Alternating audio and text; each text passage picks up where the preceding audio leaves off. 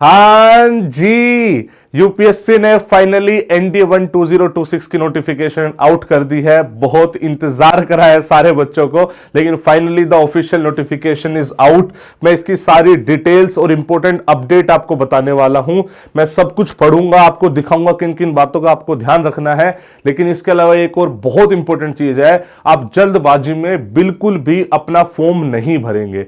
मैं एक वीडियो बनाने वाला हूं जिसमें how to fill the form step by step बताऊंगा। हर बार लाखों बच्चा इस वीडियो को देखता है, उसके बाद ही फॉर्म भरता है।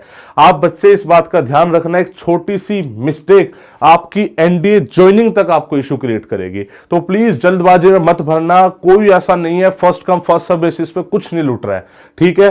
तो प्लीज थोड़ी सी मतलब सहूलियत रखना, आराम से भरना। मैं सारी इंपॉर्टेंट चीजें यहां पे बताने वाला हूं, ठीक है।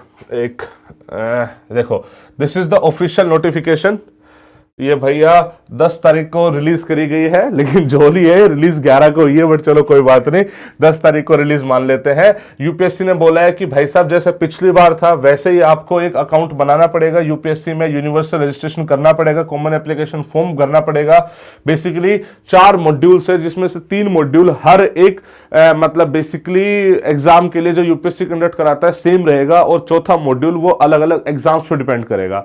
तो बेसिकली जिसने पहले बना रखा है सब, तो उसको सिर्फ 4th मॉड्यूल भरना पड़ेगा। जिसको फ्रेश बनाना है तो उसको ये चारों के चारों मॉड्यूल भरने पड़ेंगे, उसको बेसिकली यूआरएन करना पड़ेगा। कैसे क्या करना है वो हम बता दूं, उसकी टेंशन मत लेना, ठीक है।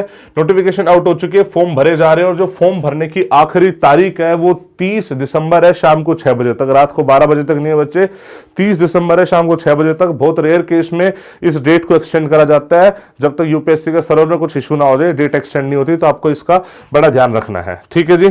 चलो आगे चलते हैं, जो इंपॉर्टेंट चीजें हैं। अब सबसे इंपॉर्टेंट चीज आती है वैकेंसीज। वैकेंसीज इस बार थोड़ा सा झोल है, थोड़ी सी कम है। एक्चुअली में एनडीए की वैकेंसीज कम नहीं है, वैकेंसीज कम एनए की है, ठीक है। ये देखो इस बार थोड़ा अलग तरीके से दिखाया गया है भाई। एनडीए की जो वैकेंसीज है वो यहां तक है, एनए की वैकेंसीज केवल 24 है। ये नॉर्मली 30-35 होती थी, वही डिफरेंस है।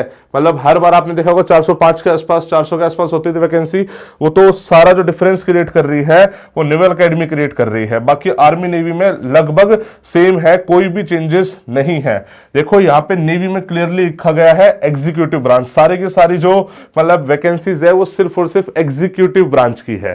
देखो जब आप एनए मतलब एनए जाते हो वाया 10+2 कैडेट एंट्री स्कीम, ठीक है, उसमें जो आपको ब्रांचेस ऑफर करी जाती है वो टेक्निकल ब्रांचेस करी जाती है, साथ साथ एग्जीक्यूटिव ब्रांच के भी ऑप्शन दिए जाते हैं। बट यहां से अगर आप जाते हो तो अब आपको ऑप्शनल नहीं रखा गया, बोला गया भाई सारी की सारी एग्जीक्यूटिव ब्रांच है। इससे पहले ये थोड़ा सा ऐसा रहता था भाई, टेक्निकल में चला जाता था बच्चा, एग्जीक्यूटिव में चला जाता था। अब क्लेरिफाई कर दिया कि एग्जीक्यूटिव में जाओगे। क्लियर होगी बात?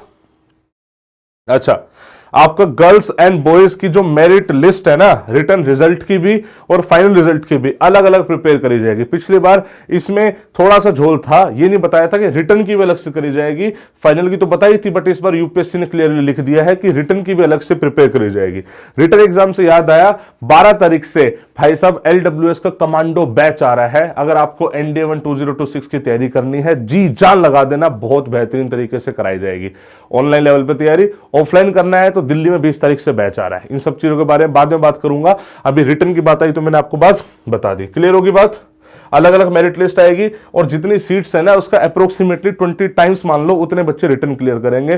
तो कंपटीशन उसी हिसाब से रहने वाला है। गर्ल्स की अलग आएगी, बॉयज की अलग आएगी, एंड कंपटीशन गर्ल्स में भी फिर उतना ही स्ट्रॉन्ग रहेगा, ठीक है। एलिजिबिलिटी की बात कर लेते हैं, बहुत ही अच्छी न्यूज है। बहुत सारे बच्चों का मैं कमेंट सेक्शन में देख रहा था कि सर 2 तारीख का आएगी या 1 तारीख आएगी, उस पर मेरा एक अटेम्प्ट डिपेंड करता है। यूपीएससी ने बहुत ही अच्छी मतलब ये मान लो कि पहल करी है कि 1 जुलाई 2007 से लेके 1 जुलाई 2010, पहले तारीख 2 हुआ करती थी, इस एक दिन से बहुत सारे बच्चों का अटेम्प्ट बच गया है।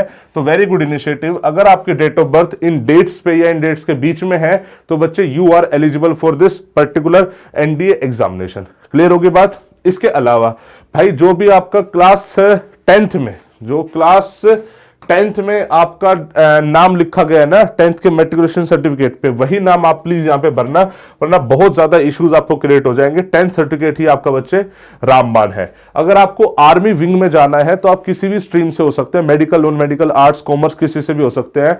वहीं पर अगर आपको एयरफोर्स और नेवी में जाना है तो आपके पास कंपल्सरी फिजिक्स एंड मैथमेटिक्स होनी चाहिए, यानी मोरलेस आप ये बोल लो नॉन मेडिकल साइंस वाला बच्चा ही तीनों फोर्सेस के लिए अप्लाई कर सकता है, बाकी आर्मी के लिए हर कोई कर सकता है। क्लियर होगी बात? बहुत सारे लोग बोलते हैं सर मैं अभी 12th अपीयरिंग हूं, मैं अभी कैसे भर पाऊंगा ये सब चीजें। अरे आप फॉर्म भर सकते हो। 10 दिसंबर 2026 तक एक मतलब बोनाफाइड टाइप का मांगते हैं, जिसमें आपको मतलब बता देंगे भाई साहब कि चाचा जी आपकी ना मतलब क्लियरिटी होनी चाहिए कि आप पास हो नहीं हो, तो उसकी कोई टेंशन वाली बात नहीं, आप भर सकते हो। जो बच्चा क्लास 11th में है बच्चे, वो इस एग्जाम के लिए एलिजिबल नहीं है। बहुत बार बच्चों को डाउट रहती है कि सर मैं क्लास 11th में अभी हूं बट पेपर दूंगा जब क्लास 12th में आ जाऊंगा।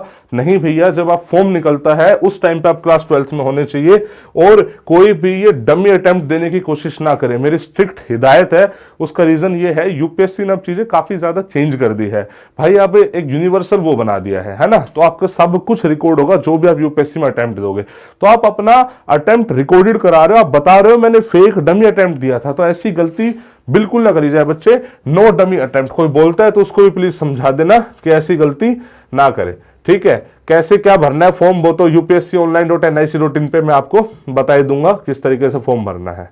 कुछ और मेजर कुछ हो ना तो मैं एक बार अभी वो क्लियर करना चाहता हूं, कुछ ऐसी चीज ऐसी हो जो मेजर बहुत काम की आपको और छोड़ रहा हूं मैं, नहीं ठीक है। बाकी सब तो मतलब एज इट इज ही है। नोटिफिकेशन में मैं कुछ और डिटेल्स होगी बना दूंगा। अभी मैं एक वीडियो बनाने जा रहा हूं how to fill the form, आपको वो देखनी है, उसके बाद फॉर्म भर देना है इत्मीनान से।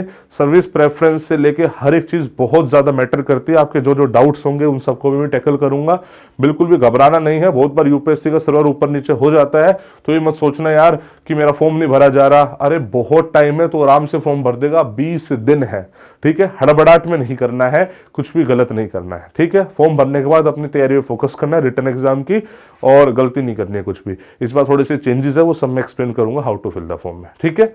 Wish you all the best बच्चे, मिलते हैं आपसे नेक्स्ट वीडियोस में। जय हिंद, जय भारत।